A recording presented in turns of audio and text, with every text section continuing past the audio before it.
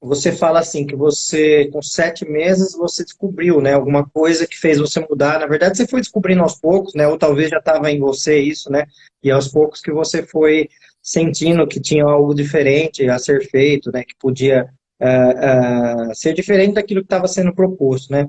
E aí você citou alguma coisa, você falou assim, ó, primeiro já encaminharam para inseminação, depois você engravidou natural, né. Aí Foi. já tem uma questão, né, porque na linha mais tradicional ou mais tecnocrática da medicina, se acredita pouco no corpo feminino, né? Então, qualquer coisa é motivo para falar que tem que fazer inseminação, que tem que fazer fertilização. Esses dias teve uma médica amiga minha que falou que acima de 40 anos toda mulher tem que fazer fertilização. Eu falei, meu Deus, como assim? Calma aí, né? Então, É, as pessoas vão muito para esse lado mais tecnológico da coisa, né? E esquecem que o natural também dá certo, né? E você mostrou isso, não, te encaminharam para inseminação e não precisou ser engravidou normal, né?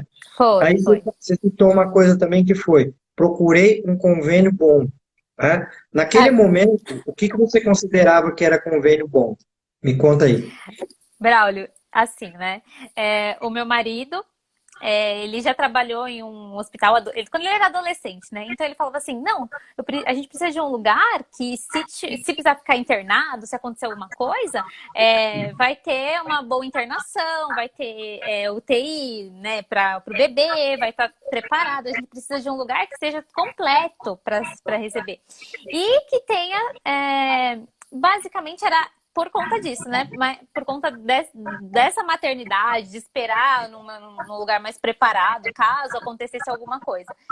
Uhum. E porque no fim das contas a gente, os médicos, né? Aí os médicos dentro do convênio era pra gente ter um respaldo, né?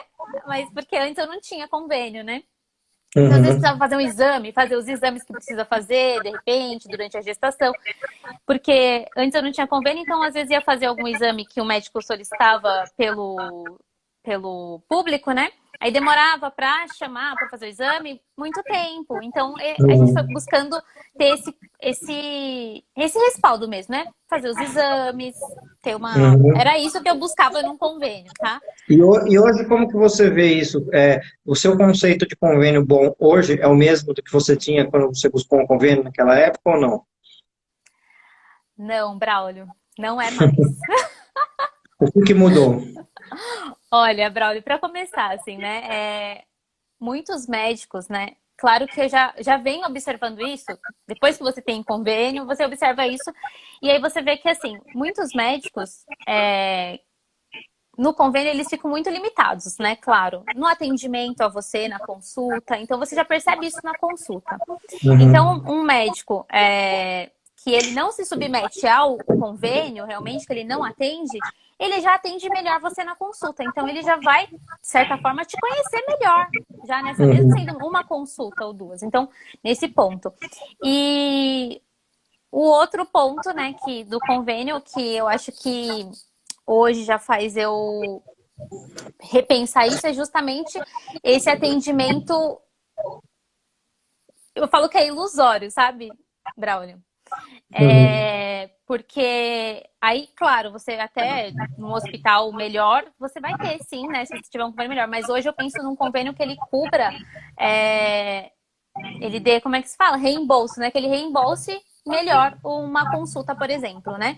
E sim, Uhum. claro que um convênio que atenda um hospital legal é ótimo se a gente pode ter, né? Mas hoje eu já vejo que não é o principal, porque realmente, se eu tenho um médico que eu confio, ele vai me conhecer e não importa, assim, de certa forma, onde nós estivermos, entende, Brony? Uhum. Uhum. Acho Sim. que, claro que, enfim, tem hospitais muito bons e tudo, mas a pessoa que te atende é humano isso, sabe? É mais importante. Hoje eu penso isso. Tá. Uma coisa que eu sempre sugiro para as pessoas, quando for olhar para o convênio ele cobre três grandes partes, né? Uma parte é o hospital, outra parte são os laboratórios que fazem exames e outra parte são os profissionais que atendem, né? E aí, quando as pessoas forem olhar para os convênios, olhem para as três partes individualmente. O hospital é uma coisa, laboratório é outra coisa e profissionais outra coisa. Uma coisa que acontece muito e que ambos aqui somos reféns disso, né? Você como paciente e eu como médico, todos nós somos reféns do convênio. Por quê? Os hospitais, eles são muito bem remunerados pelos convênios, conforme as faixas de planos que tem. Então, para o hospital está tudo bem o convênio.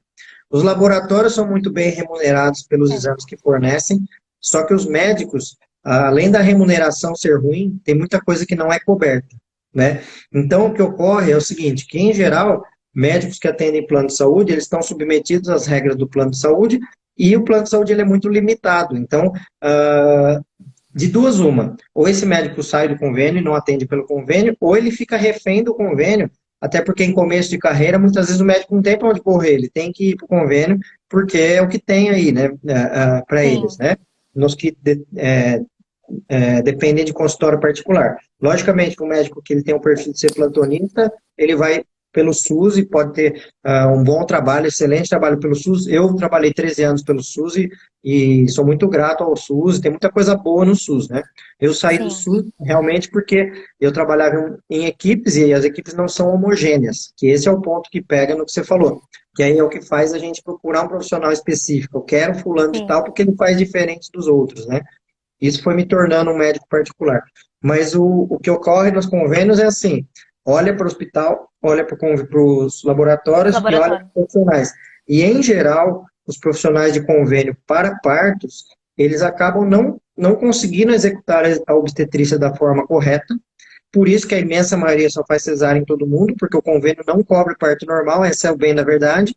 O convênio ele cobra a cesárea para os médicos, então junta duas coisas, né? A fome com a vontade de comer. O convênio que não cobre bem, o médico quer fazer cesárea, então essa falta de cobertura ela é muito grave, né? Que é o que faz o Brasil ser campeão mundial de cesárea. Os convênios venderem um produto ilusório de que cobre tudo, mas na hora que você vai olhar cada cláusula lá e você vai olhar no parto, você vai ver que não cobre parto normal. Nenhum convênio cobre adequadamente parto normal. Esse que é o grande problema. E você sentiu isso na sua pele?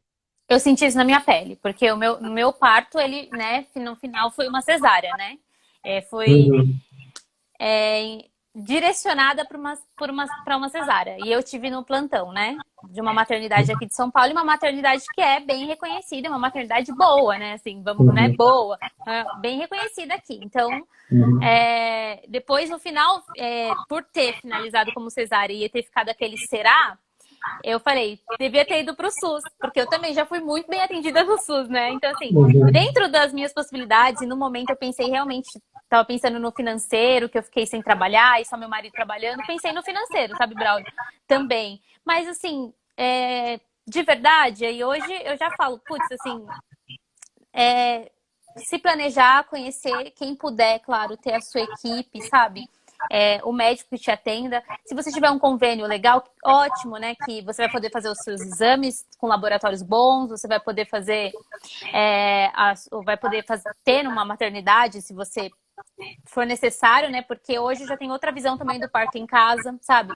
Se eu não tivesse... Porque eu tive medo, sabe, Braulio? Por mais que eu assisti e tudo, eu não ia ter a minha equipe, eu também tive medos, assim, né? Aí o meu marido falou assim, você quer ter em casa? Eu falei, poxa, a equipe para em casa é uma equipe que é um custo que eu não estava preparada. E eu sou muito segura nesse ponto, e, enfim, na verdade... eu acabei ficando com medo e não fazendo, né? E, enfim, e aí, né, foi o enredo, acabou finalizando como cesárea, o meu parto. Mas, de qualquer maneira, o meu agradecimento para você vai ser eterno, assim, por eu ter recebido tantas informações que me deixaram, eu falo assim, sentir o prazer de entrar em trabalho de parto e saber que era a hora que a minha filha queria vir, sabe? Acho que, pra mim, isso foi um dos pontos principais também, assim, até pra... Como você falou que a gente conversou, né? Que eu tô falando a gente conversou, gente, eu vou até falar, né? Porque eu fui em uma consulta no pós, porque eu precisava conversar com o Braulio, que foi quem abriu a minha mente sobre entrar em trabalho de parto, sobre viver essa experiência e ter esse parto normal, que no meu realmente não foi o desfecho final, mas que ressignificou realmente para mim esse momento, assim. Então, as pessoas falavam assim da dor, e eu falo, a dor, eu viveria novamente essa dor, sim, porque ela se torna tão pequena dentro da força que a gente ganha, sabe? De tudo que a gente Uhum. sentiu. E, inclusive, por ter tido esse desfecho também, assim, e valorizar, realmente, até valorizar os médicos, sabe? E entender o porquê, não atende o convênio, atende, sabe? Entender todo esse Uhum. contexto, porque a gente às vezes não entende mesmo, Braulio. A gente fica Uhum. na ilusão, sabe? Naquela ilusão de que, eu tenho um convênio bom, então você bem atendido sempre, de todos. E não é essa a verdade, assim. No dia que eu descobri